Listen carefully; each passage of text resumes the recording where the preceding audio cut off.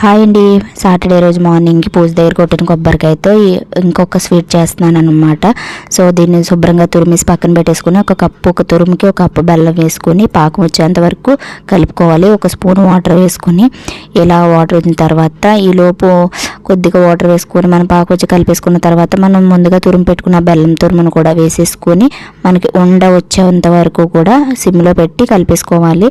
So మన కొబ్బరి ఉండలు ఎలా చేసుకుంటాం అలాగే కొద్దిగా ఇలాచీ పౌడర్ వేసేసుకుని సో ఇలా వేసి పెట్టేసుకుంటాం కదా పక్కన మనం.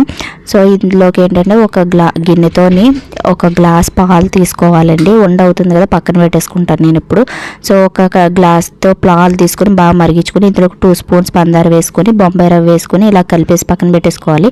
ఇప్పుడు మనం ఇలాగ చేతితో ఒత్తేసుకొని మధ్యలో ఈ బాల్స్ కొబ్బరి ఉండలను పెట్టేసుకుని ఇలా చేసేసుకుని అన్నీ రెడీగా పెట్టేసుకుని ఆయిల్లో హీట్ అయిన తర్వాత మనం ఫ్రై చేసుకుంటే ఇది చాలా టేస్టీ అయిన పాల ముంజలు రెడీ అయ్యింది.